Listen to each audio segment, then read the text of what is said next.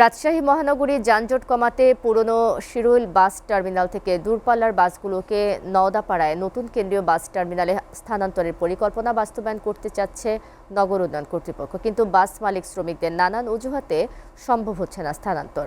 আন্তজেলার বাসগুলো এই টার্মিনাল থেকে ছেড়ে আসলেও যাত্রী ওঠানো নামানো এমনকি টিকিট বিক্রির পুরো কাজটি চলছে নগরীর ব্যস্ততম এলাকা ভদ্রা মোড়ে, ফলে প্রতিনিয়ত সৃষ্টি হচ্ছে তীব্র যানজট।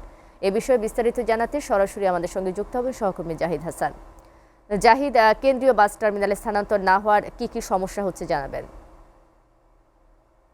শারমিন, আসলে 2004-05 অর্থ বছরে রাজশাহী মহানগরীর ব্যস্ততম যে এলাকাগুলো, এই এলাকাগুলোর যানজট নিরসনের জন্য রাজশাহী উন্নয়ন কর্তৃপক্ষের অর্থায়নে প্রায় 7.5 কোটি টাকা ব্যয়ে, যেটি রাজশাহীর কেন্দ্রীয় বাস টার্মিনাল ঠিক আমার পেছনে দেখতে পাচ্ছেন, এটি আসলে নির্মাণ করা হয়েছিল এবং সেই সময় থেকেই কিন্তু এটি নির্মাণ কাজ শেষে এটা বাস পরিবহন মালিক সমিতির কাছে হস্তান্তরও করা হয়েছে।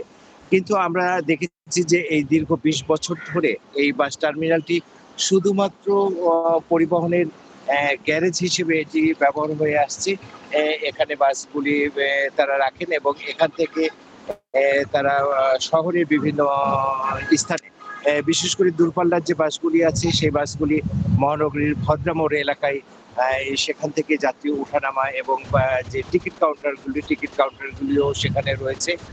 এবং ঠিক তার পাশাপাশি যেটা আন্তজেলা বাস টার্মিনালগুলি, এটিও শহরের বিভিন্ন ব্যস্ততম এলাকায় ছড়িয়ে ছিটিয়ে টার্মিনাল হিসেবে ব্যবহৃত হচ্ছে।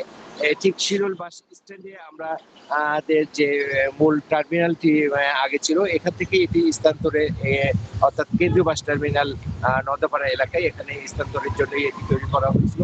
তারপরেও দেখা যাচ্ছে যে ঢাকা বাস স্ট্যান্ডটি দীর্ঘদিন থেকে ওখান থেকে সরিয়ে এখানে স্থানান্তরিত যে প্রচেষ্টা, এটা বরাবরই আমরা দেখেছি অব্যাহত রেখেছে রাজশাহী প্রশাসন এবং আরডিএ কর্তৃপক্ষ।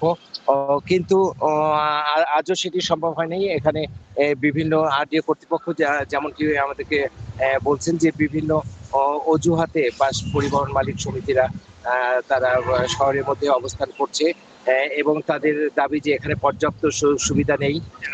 এবং সর্বশেষ যেমনটি আমাদেরকে জানিয়েছেন রাজ্য উন্নয়ন কর্তৃপক্ষ, যে তাদের দাবির প্রেক্ষিতে প্রায় 20 বছর পরে হলেও তারা আরেকটি নতুন প্রকল্প হাতে নিয়েছেন। এই প্রকল্পের আওতায় তারা এটিকে আরো আধুনিকায়ন করতে চান এবং এই আধুনিকায়ন করার পরে এখানে আসলে বাস শ্রমিক এবং যাত্রীদের সব ধরনের সুবিধা থাকবে এমনটাই বলছেন। আর এই সংকট কাটলে আসলে সাধারণ মানুষ আশা করছেন যে আর শহরের মধ্যে নয়, দীর্ঘদিনের যে টানাপোড়েন বাস স্ট্যান্ডটি স্থানান্তরের সেটি সম্ভব হবে।